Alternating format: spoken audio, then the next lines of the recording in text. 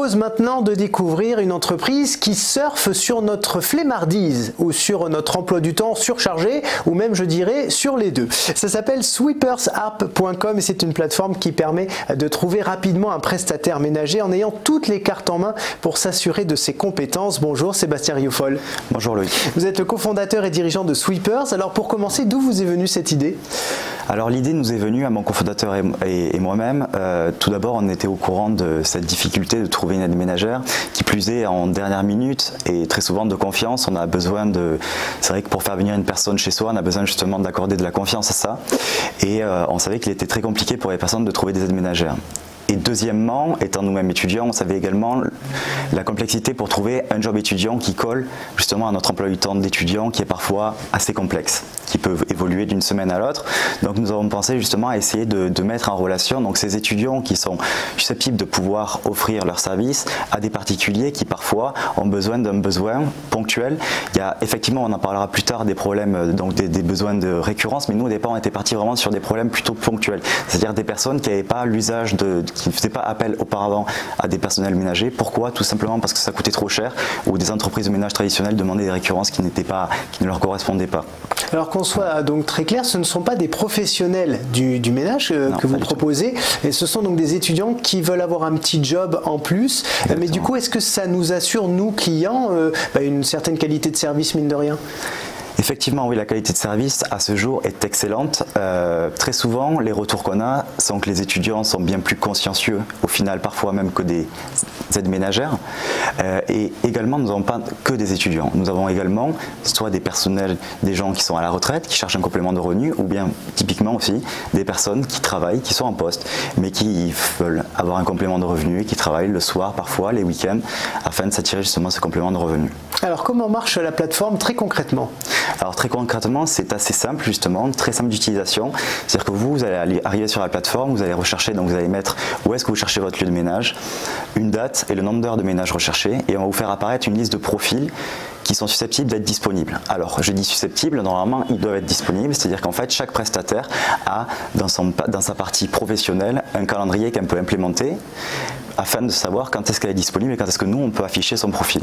Ah, c'est tout simple en fait, c'est un petit moteur de recherche. Exactement. Vous avez mis également sur le côté du site un petit chat avec quelqu'un qui s'appelle Julien, qui est le cofondateur de donc à qui on peut parler en fait en temps réel pour lui poser toutes les questions. Bien sûr. Ça c'était important de pouvoir interagir vraiment en temps réel. C'était important d'interagir justement parce que comme c'est une nouvelle application, les gens ont besoin également d'avoir de la confiance au travers de l'application. Donc justement à travers ce chat, on peut justement discuter avec eux, les rassurer sur certains points. Alors sur ce marché, on le sait, il y a de gros mastodontes, pour ne pas les citer, Shiva, ménage.com, des choses comme ça. En quoi votre solution est particulière par rapport à eux? Mais justement, en fait, comme vous le dites, la concurrence sur ce marché est assez hétérogène. C'est-à-dire que vous avez des entreprises de ménage traditionnelles qui ne correspondent pas à tout le monde. Pourquoi? Parce qu'une entreprise de ménage traditionnelle, donc c'est des prix plus élevés et également des récurrences. On va vous demander des récurrences que parfois des gens ne peuvent pas avoir, c'est-à-dire par exemple une récurrence chaque semaine, hebdomadaire ou bien alors toutes les 2 semaines. Nous justement, on voulait loger sur un autre terrain de jeu, c'est-à-dire soit des personnes qui ne faisaient pas appel à des aides ménagères auparavant. Également, après, vous avez d'autres types. Le Bon Coin, par exemple, où vous pouvez trouver une aide ménagère. Cependant, sur ce type, c'est plus un journal de petites annonces. Et là-dessus, vous allez perdre un temps fou pour trouver l'aide ménagère de votre choix. Et dernièrement, disons que c'est une concurrence qui se rapproche le plus de nous. Ce sont des applications qui permettent également la mise en relation entre particuliers. Cependant, il y a encore quelque chose qui divague de nous. C'est-à-dire que sur ces applications-là, vous allez plutôt poster un besoin et vous allez avoir des personnes qui vont vous répondre au fil de l'eau. Or, nous, on part dans l'autre sens. C'est-à-dire que c'est vous qui allez rechercher et on va vous faire apparaître les profils.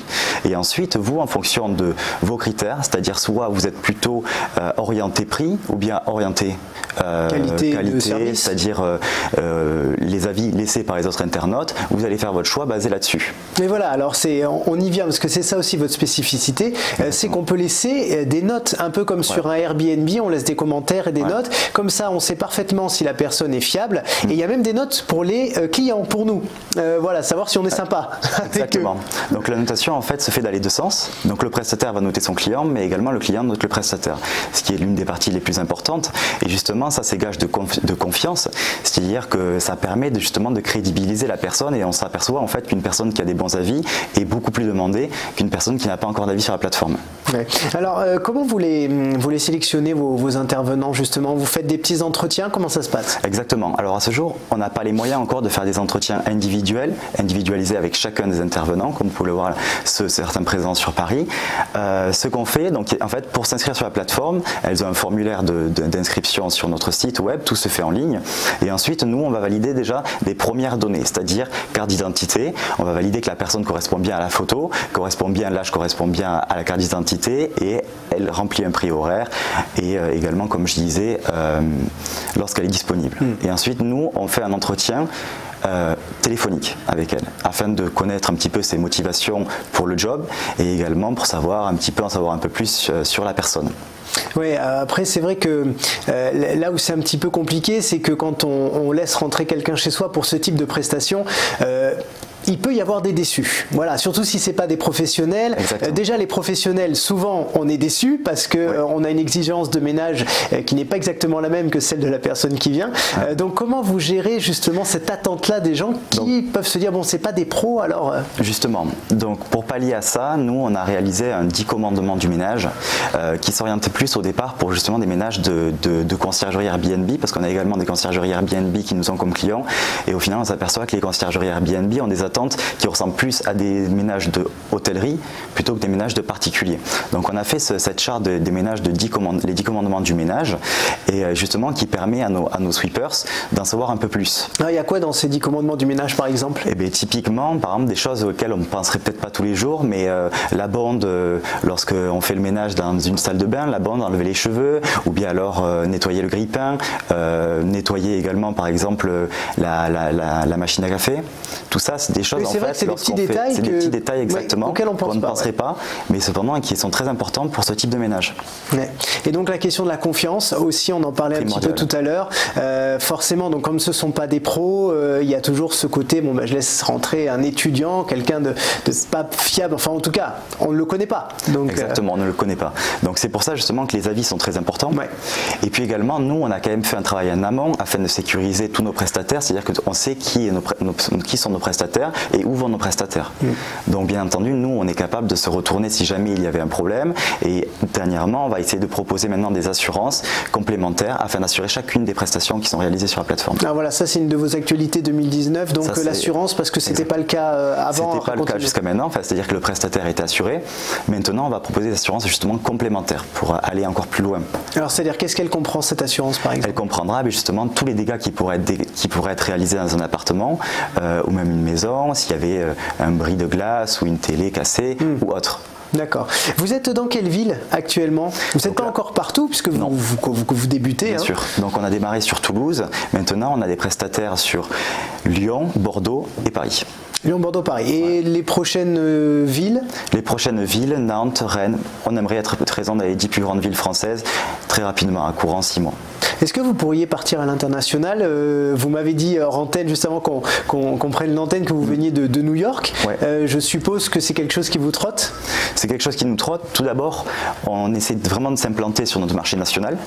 Et ensuite, on verra pour étendre nos services à l'international, pourquoi pas en Europe, et après voir plus loin. Vous nous parliez aussi de la conciergerie Airbnb. Ça, c'est quelque chose que vous développez beaucoup?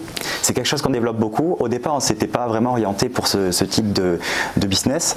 Cependant, en fait, on s'est aperçu que ces marchés de conciergerie ont des besoins qui sont très volumineux tous les jours, et justement ça peut donner de la récurrence à nos prestataires. Oui, parce donc ça, c'est très important. Eux aussi, effectivement, en tant qu'étudiants, ils ont peut-être besoin de récurrence de travail. Voilà. Et en plus de ça, ce sont des plages horaires qui ne correspondent pas tout le temps avec le marché des particuliers. Les marchés des particuliers, très souvent, c'est le week-end ou le soir. Et les conciergeries, c'est souvent en fait entre 11h et 14h.